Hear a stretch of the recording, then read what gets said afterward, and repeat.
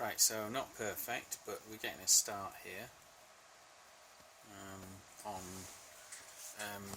the way that I want the BMS to be. So this is the battery layout, as in, so if I can pick off, not that, I'll tell you what, not there, this one. So we've got this battery, that's the battery layout here of the car in a diagram form, and these are the connections, right? So what we've got in the BMS software is we only want the battery layout itself. See, you can see those three packs, and we've got the disjointed bit there. Now, what's this thing here? Right, so what this is it's not real, because it's actually only reading the sensor circuit, which is over there. That's the actual sensor that's going to go on the battery, and this is the manager part. This cable here that's coiled up is the connection between the two, right? And so this is now reading from that manager there, and it's reading the voltage and the temperature. Now the voltage is 12.7, so the voltage is actually coming from this power pack here, right? So it's not going to change, it's not an actual battery, but it is reading 12 points, it's reading the voltage of the power pack, which is 12.7 volts. Oh, it moved a bit, right? And then there's 22.05, this is Celsius, and you can see it's changing slightly, and this is just historical readings, just for debug purposes, right? So the temperature sensors are, if I can find them again, there's one. Right, and if I put my finger on it, it'll go up. See, now it's showing whatever that is, 23, and then I take my finger off and it drops. It's taking an average between two sensors. That's one of them, and then the other one is here. So if I put my fingers on that, and it'll warm it up, and then cool it down. What have we got? 23 again, you see, and then it's going down.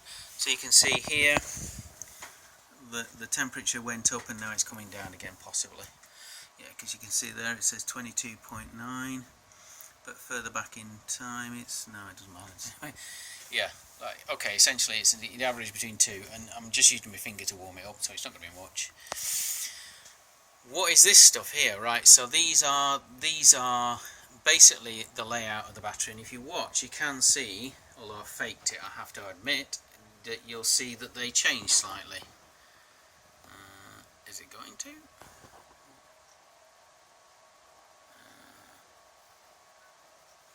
What I did is put a random number generator in there, so that it changes them. And each one's got a separate random number generator, just so that you can actually see things working. Now, it's not, obviously I'd have to hold the camera still, you'd have to watch it, and you can see that they change only by about a pixel, I think it is. So the odd one is obviously this one, because the battery is actually the other way around, so I don't know, I might just simply change the graphic on that, or what I'm thinking of doing is doing circular dials instead, and then these can be just next to each other horizontally, and that one can be vertically, or something like that, I don't know, it doesn't really matter. Right, whatever. Right, so, and that's it, basically, that's the idea. Now I've done it, it actually doesn't look that high-tech, does it? I think the way it does it in other battery managers is you basically have just an array of graphs, you see. But I actually wanted to do it so that it shows the layout, so that you can then say, right, okay, it's that battery, and you know where that is because it's a physical layout. Let's just complete the picture so we know. So you can see, let's go downstairs and understand why the diagram is like that, which of course, and if you follow my videos, you know that this is the reason why. Right, so here are the physical layout of the batteries. It recognised from the diagram picture, these are the connections, and you've got that. There's a battery which isn't there right now, which needs to go there, and then there's these 5 here. You see, so if in the software it shows, for instance, one of the batteries is, say, showing up red because it's a bit low or something like that, you know that it's like that one, you know, say for instance, because it's in the diagram. You can map it to the actual battery in the layout, you see. And so that's the idea. There you go, there's a picture of the layout. So you can actually pick out the physical battery from where it is in the picture, and that's the idea on doing it that way. So let me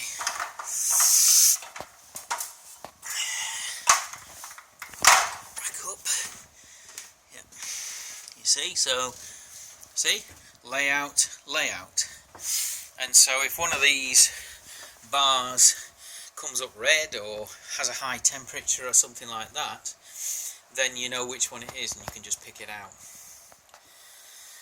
And that's the idea, you see. I might put alternative graphics on there, you know, like you can have like the tree array, as if it were, of all the batteries.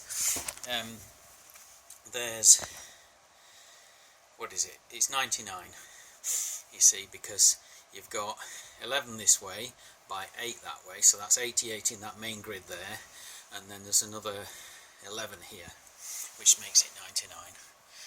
Yeah, so that's it. And the software is actually rather interesting. So what I've done here is, you see, this is the array of basically the plot locations of the batteries, and you can obviously see that I've laid the array out in text the same as the batteries, with the exception of these 5, which are actually would be up here somewhere, but I'm not going to do that because that's a bit silly. So yeah, and then it just uses a double for loop, see, for pack and then for battery, and plots them out.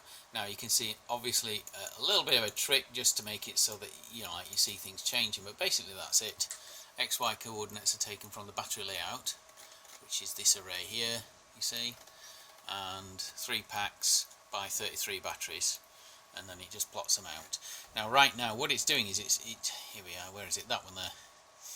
So here it's reading, this is the value coming in from the ADC, and it's doing a do plot, and obviously currently right now it's only a single battery. Freaking click that. It's only a single battery, or it's only a single sensor, shall I say, not a single battery.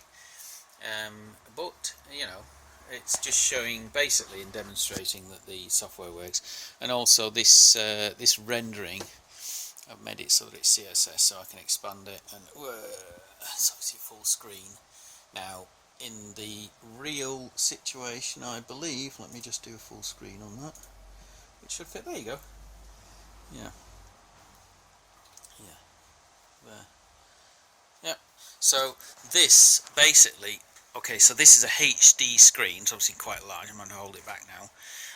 This is a HD screen, right, which is a 40-inch TV actually.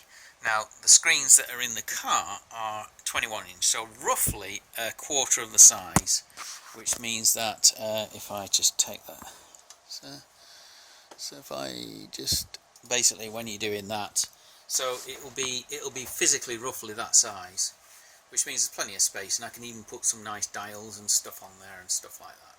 See? So, you know, obviously when you're looking at the screen you'll see that. I might even reduce it in size because it is still quite big, isn't it? The graphic itself, you could make it smaller and it'd still be perfectly readable.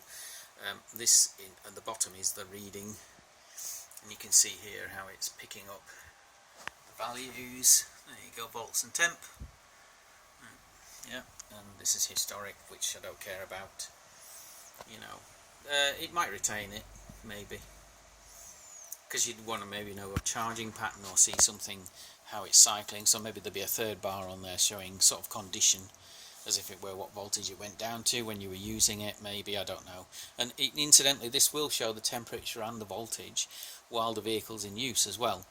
And so if you see one that's dropping, the software can then remember that pack, you know, that battery dropped to 10 volts while we were driving it, sort of thing. So it can be an intelligent system that detects if specific cells are being deteriorated, and you get a full readout here of the condition of the battery and every single element around the battery, you see.